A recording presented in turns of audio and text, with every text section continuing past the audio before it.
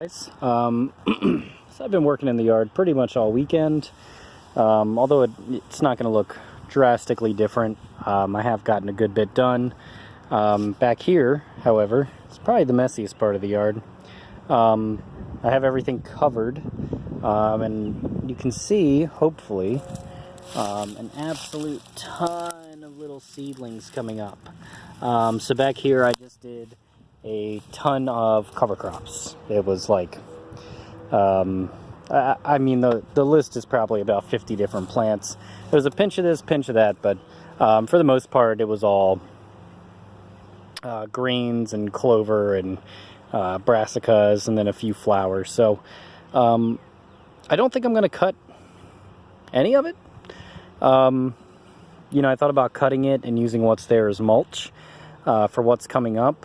But I moved some stuff around and I found some miscanthus blades that I used as mulch.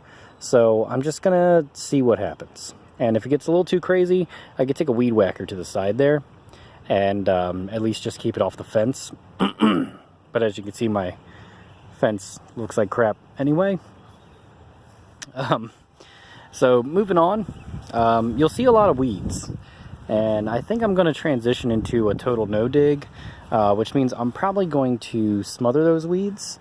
But for now, I don't mind them just kind of blocking the sun and holding in the moisture. And they're providing a lot of food for pollinators right now. So although a lot of people really freak out when they see weeds, the vast majority of this bed I planted corn and squash in.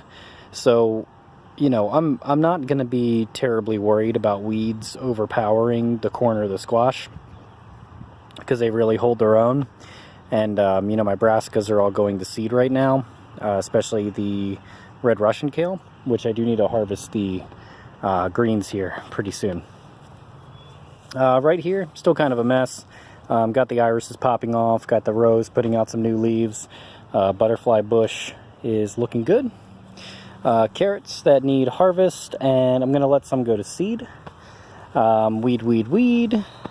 Over here, I do have some potatoes popping up finally. Right there and back there, and I believe those are the purple potatoes. I may be mistaken, but they are incredibly purple. And before I walk a little too far, this big pile right here, I also put some potatoes on the edge here just to see how they would do, and they seem to be doing fine. And as I was walking back here, I noticed a big old cluster of mushrooms. So although they're not edible, at least I am not sure they're edible, you know, that just shows how much fungal growth is going on here.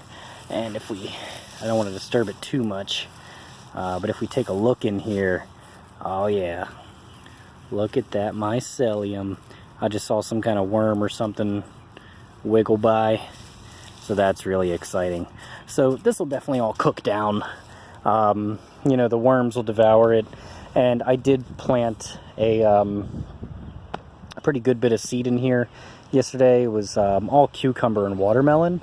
I've not really had too much luck with melons, so I'm hoping that like a really rich compost would make them happy, because that's essentially what this is a slow compost pile. Over here, I did my tomato hydra, and that was, I believe, all 10 types of tomatoes all slammed together. So that's pretty exciting. I keep wanting to walk on that because the cover crop is finally filled in so much. So that's really exciting. So it's mostly about the same mixture as back there, but I think I put a lot more lentils in the one back there, just because I had them. So, you know, basically I want to go pretty much up to flush where the other garden bed is, leave a strip of grass to walk on, and eventually, I think at the end of the season, the raised bed will come down. So pretty much everything from the raised bed over, I want to turn into a garden. Which means what I'm walking on right now, which is all clover, would eventually become garden as well. But baby steps. And this, as I said, I am transitioning to a no-dig. I did cut the grass yesterday. And I plan on smothering everything beneath, so I got some cardboard. Everything still looks pretty green, but hopefully as this cooks down, you know, it'll at least smother the grass that's under there, and I can plant right into that. And as long as I plant pretty densely, I shouldn't have too much issues about fighting the grass. Because I'm just getting a little sick of flipping sod, honestly. And my job is very physical. And on the weekends, I like to be not quite as physical. Fava beans, looking good. Just popped this eggplant in here. Looks like we are totally into the nightshade season. So underneath of this, I did actually bury a ton of food scraps that I had saved all winter. So I was just throwing them outside and made a big pile because it was winter, so I wasn't worried about it rotting. And as I dug down here, there is an absolute ton of worm activity. Now, there was still some food scraps pretty visible. A good bit of it was still pretty visible, as it's really just kind of warmed up in the last couple weeks. So those worms will break that down, but this eggplant is kind of a test to see you know, how it fares going right into immature food scraps, basically. I don't see that it'll do too much harm, and all that worm activity should really benefit it, but who knows, it could kill the roots. So like I said, all the brassicas, although it looks like the cabbages are forming little heads, they're actually not, because they were overwintered. They're forming little flowers. So these will probably be turned into sauerkraut. And although I love my red Russian kale seed, I was hoping to get a little more time out of them. But it looks like we have totally just skipped spring and we're going right into summer here. Pretty much just like every year.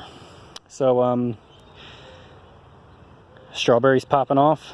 Everybody's popping off. I got plenty of, you know, carrots just that have volunteered in here, but I'm not fighting that.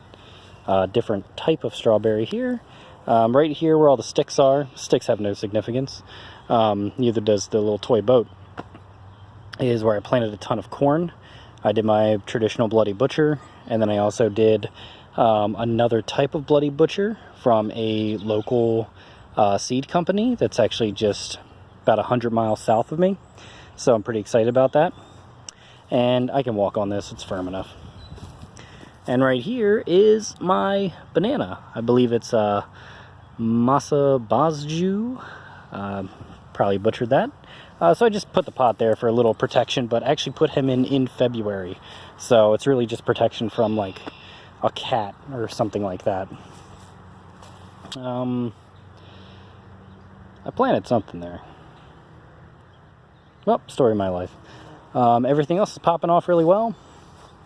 Put a few plants in the ground. I got, although it's extremely small, some Helianthus back here, which is a perennial sunflower. Got some Agastache in here. This is the Arcado Pink. This is the Navajo Sunset. A little Coleus back there. Just, you know, a few little odd things that I've started from seeds. It's Kenilworth Ivy. I believe that'll spread a little bit, but it's not like a English ivy would really go nuts. This bed, you'll see everything going to flower was pretty much just kind of left over from the winter, and I can definitely find some time to eat all that. Even, you know, when you start getting these thinner leaves on the cilantro, which actually overwintered, that means that it's about to bolt. It's putting less energy into broadleaf production, putting more energy into flowering.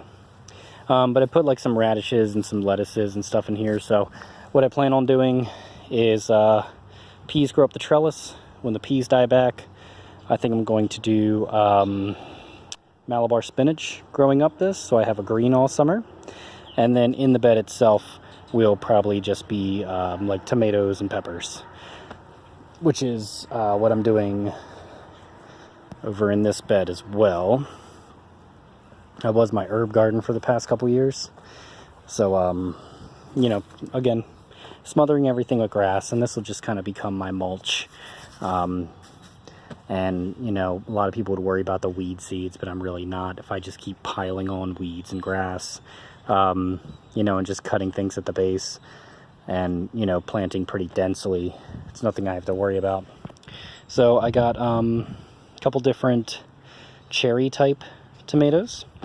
So they should fare well, and I'll build a very simple support to grow up this, and you know, that'll just pretty much vomit tomatoes all oops, all summer. Over here, just got a couple celeries in the ground, and put a couple more in with my herbs. Put a couple tomatoes here. So the idea, something that I'm going for this year, is actually focusing on the zone 1, which in permaculture is you put the things that you want to harvest from very regularly or need a lot of attention in the area closest to your door, which is often considered zone 1.